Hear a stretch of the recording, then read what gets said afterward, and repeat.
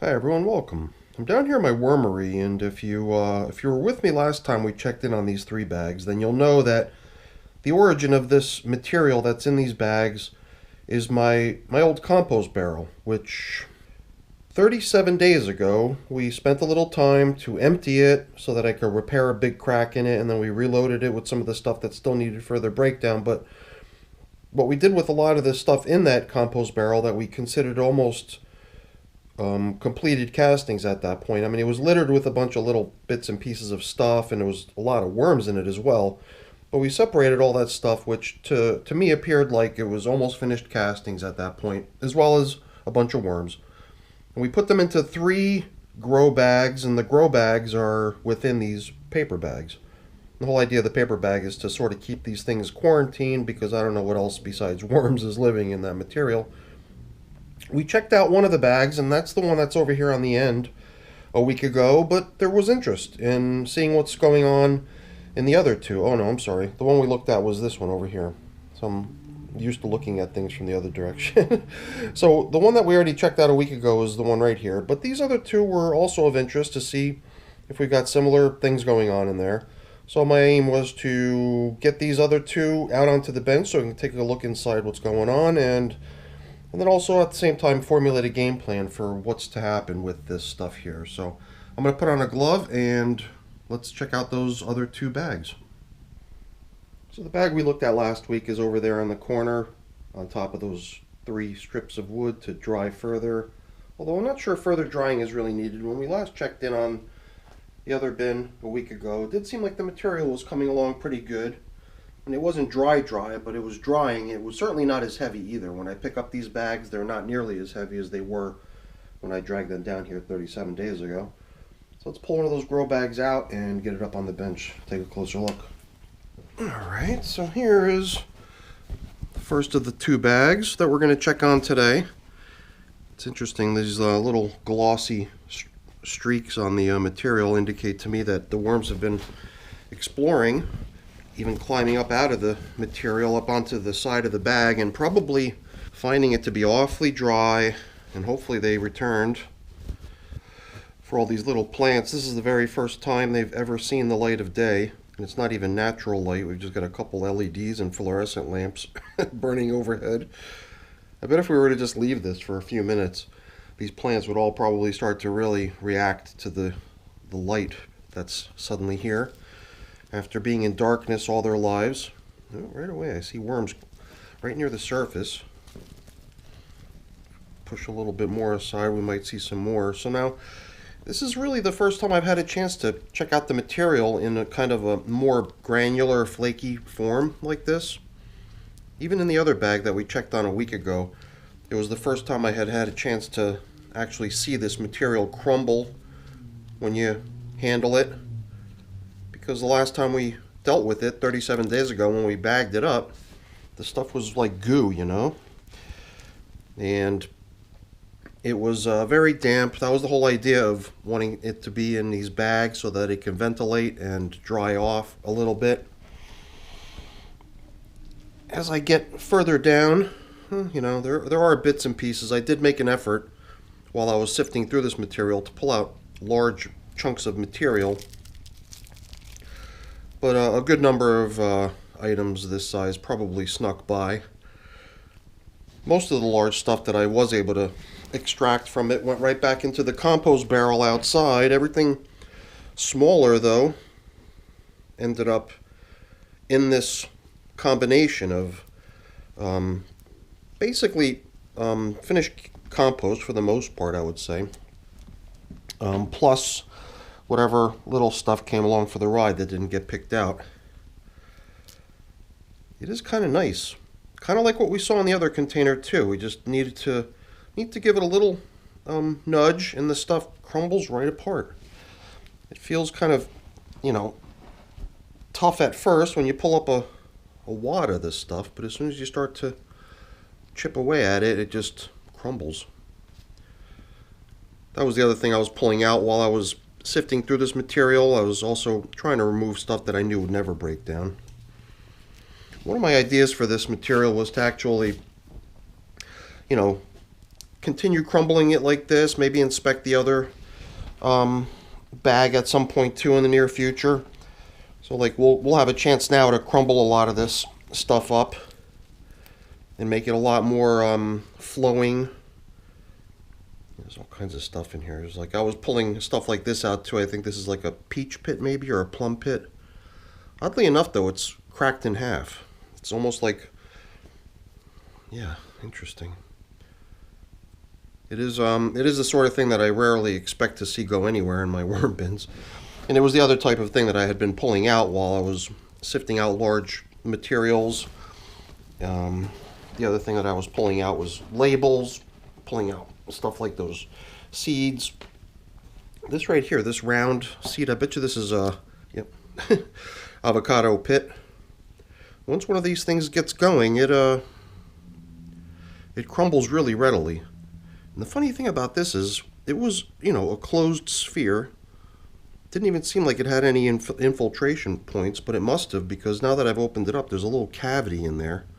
And I can actually see worms that had made their way, or at least one worm, that has made its way into the inside of this seed.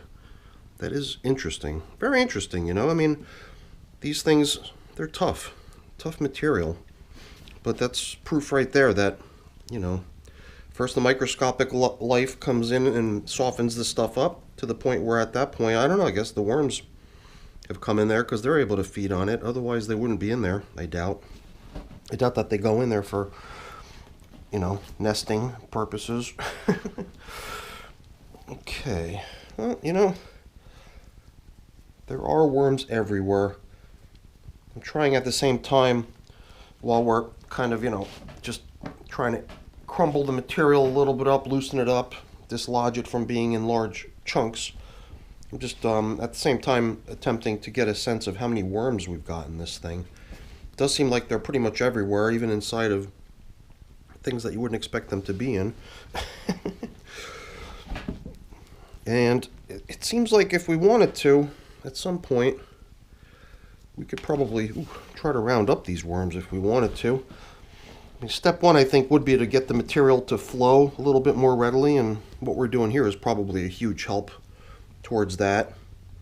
Break all the stuff up so that if at some point you wanted to really, run through this stuff quickly, maybe pushing it aside so that the worms could burrow down and then you could scoop it off, kind of do maybe a light separation. These are the types of worms, I believe these are mostly red wigglers. These are the types of worms that would react well to that sort of a process, to try to get them out of their castings. And even though there's, chunks of peanut shells and sticks and you name it, all kinds of stuff in here, I bet you the amount of stuff that they could readily consume as food is probably somewhat limited. Luckily, the worms, they're able to kind of re-eat their castings over and over again. I guess the stuff that they do consume passes through their system so quickly that their body has a very brief period of time in which to extract nourishment from it before it gets ejected out the backside, leaving a lot of potential nourishment there for a future ingestion of this stuff, So worms are pretty capable of getting by, even when it looks like all the food that you've given them has been depleted. They can continue on pretty good for quite a while. This stuff is pretty chilly, being down on the floor of my basement. Here's another sticker. More of the kind of stuff I was pulling out when we last handled this material and placed it into this bag. That was a while ago, 37 days now. Over 5 weeks. The material all kind of settled nicely and clumped together, but it breaks apart quite readily. I think by loosening it this way, we're also, injecting a good amount of air into the spaces between particles. Probably helping with the drying process a little as well. Perhaps even providing the moisture in the material with little channels through which it can escape and evaporate out. But it does feel like at some point soon it would be a good idea to make a move and get these little wormies working on something a little bit more substantial, rather than leaving them in this pile of pretty much done castings.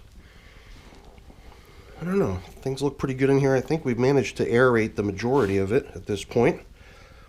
I did go through sort of a spin there. Let's see if we can find any more stuff at the bottom that's not been dislodged and broken up yet. It feels like we've probably got the majority of this stuff all kind of broken up and getting crumbly, and you gotta admit, this stuff looks really nice. There's plenty of moisture in here, so I don't have to worry about getting too dry. Maybe the outer edges will dry and continue to dry a bit, but there will always be, not always, but there's plenty of mass here for it to hold its moisture on the inner portions, keeping the material very hospitable for these worms while we try to sort out the next steps for them. But I believe we're going to just proceed to the next bag. I might take a 5-minute break though, because this material is chilly enough that it's causing my hand to feel very cold by pretty much being submerged in this stuff non-stop for the past 10 minutes. So I think I'm going to let my hand warm up a little bit, take a short break in between this and the next bag. But let's proceed to that next bag. Here's another pit which has not fallen apart. And then we'll see how that one's holding up, but I would assume it's going to be very much the same. All right, let's get this out of here and bring over the other one. Alrighty, it's kind of nice that you can actually handle these with one hand. They're not that heavy anymore. Not like they were when I first lifted them and carried them down here. They definitely needed both hands and all my might to be brought down here safely. They were heavy as heck, and it just goes to show how much the absorbed moisture within the material accounts for its weight. But it's getting lighter and lighter as time goes on. I can't remember now, did I show my nifty illustration of this? It's not very informative.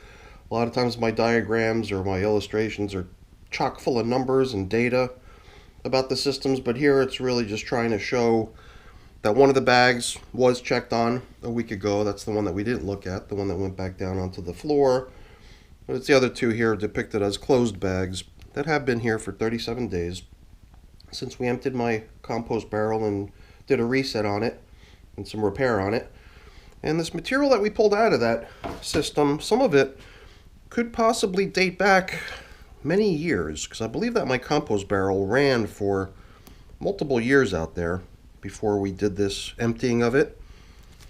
I did go looking through my archives. I think I might have even found some information. Is this the other half of that other pit that we found earlier? But yeah, I did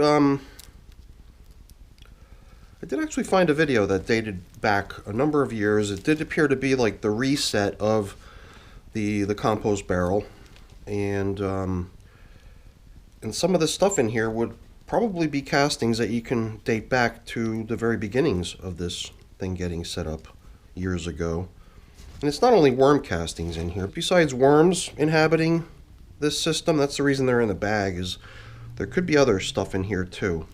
If it were warm out still, if it was summertime still, this would probably still be teeming with black soldier fly larvae. The black soldier flies really like my compost barrel. They always come over there to drop off their eggs so that their larvae can feast on the never-ending supply of kitchen scraps and garden trimmings and pulling weeds and whatever that keeps getting piled into the container. The other interesting thing about the container is how it just somehow never seems to get full, you know? After being in service for multiple years, you would continue to just watch its level seem to remain steady, you know? Maybe sometimes you pile a whole bunch of stuff in there after you just got done pruning your tomatoes or something, and then, you know, within a few weeks, it's right back down to where it was previously, the level. Stuff just keeps getting chewed up and collapsed and compressed, and the The black soldier fly larvae actually do transform a lot of what they eat directly into body growth and heat, and they don't leave much behind as far as frass. So like when a worm does its thing, it's called a vermicast or a vermicompost or a casting. But when an insect does its thing, like the larvae of a fly, those are called frass. But once it's all blended together, it's just nice compost as far as I'm concerned. But I would have to assume that a large portion of what we're looking at here is not just worm casts, but also a good degree of frass from the black soldier flies too. Years worth of it. Stuff all crumbles really nicely. I've pulled down into the middle, try to pull out large wads of stuff that sort of has settled together over the past 5+ weeks, 37 days. Just like the idea of breaking it all apart, and it does all break quite readily apart. Keep bumping into this. No, this is a peanut. The peanuts, man, the peanut shells. Some of these things probably go back almost as far back as the start of this system. And they just don't want to break down for some reason. Worms don't seem terribly interested in this stuff. Okay, my fingers are getting chilly again. Luckily these red wigglers don't mind. They're pretty active and productive even when the temperatures begin to drop a bit. But I don't want to keep disturbing them. I just want to break up the material that they're inhabiting, make it all a lot looser, a lot easier to penetrate and move through. And at the same time, giving it a little bit of aeration as well, which probably also helps. And then we'll get these little guys right back to where they were on that drying rack. Although further drying might not even be necessary anymore. Their weight has come down considerably, making it a lot easier to handle them, carry them. Even picking them up with one arm at this point is easy enough. Not like before. I never would have been able to carry this down here into the basement with just one arm. I needed the strength of both arms to lift it when it was still freshly poured in here. But luckily the drying has worked out nicely and turned this material into really nice damp castings. Definitely wouldn't pass the squeeze test. You wouldn't be able to squeeze this material and get moisture to come out of it. I believe that's really more of a test for the bedding that you're preparing for worms to live in. The stuff that they occupy out in nature is not going to produce that type of moisture. It's just so that you can give it a good equivalent using much more porous materials that absorb and release their moisture readily. So that squeeze test is a good way to gauge whether the moisture level in your material is right when you give it to the worms. And I think we're almost around now. Let's see, has this stuff been broken up yet? Alright, I guess not. We've still got some large chunks over here that need to be busted up a little bit. This is another large pit, must be from a peach. Has not cracked in half yet. Interesting to see how like a peach pit or an avocado seed all seems to actually be showing a little bit of progress, breaking apart like we saw earlier. Even that plum pit or peach pit or whatever that was that we saw earlier, it was pretty small. It was probably a plum pit. It was kind of cool that the two halves had come dislodged from each other. Yeah, a lot of these large chunks, as soon as I break them free from the surrounding material, they pretty much shatter on their own. I tried to bring a piece up earlier from the bottom out to the top surface so I can crumble it up, and it seemed like it just crumbled on the way up. You know, a few little pieces like this remain. Break them up too, but you know, this is just an inspection at this point. The aeration, breaking up of the material, I guess that was just sort of something I thought might be a good idea once I got started on it. We did do the same sort of stuff to the original bin, to the first one that we checked in on a week ago. We had broken all that stuff up too, so that stuff's probably drying out nicely now with a week after having been kind of crumbled and further aeration. At some point we'll go back and we'll check on that one too, but I'd like to have a game plan, and I think that the game plan should probably consist of somehow getting these worms out of here. Getting these castings separated from them. I don't know. I'm going to have a lot of castings, that's for sure. Alright, you know, there's not much left to do here. All I really got to do is drag this thing back to its paper bag and get it back in there, fold it all back up the way we found it earlier, so that just in case there are creepy crawlies in here that are not worms, we can keep them in here and control infestation. So, I don't know, I just saw a couple things that I thought would be the best pulled out, but we're done here. Let's get things here closed up and put away. But before I proceed to that stuff, let me just really quickly say thank you. Thank you so much for watching. Hopefully you enjoyed the video. If you did, as always, please don't forget to leave me a quick thumbs up before you go. That's always really appreciated. And if you haven't done so already, please also consider subscribing to the channel too. That's really appreciated as well. All right, everyone, have a great day. Thanks for watching.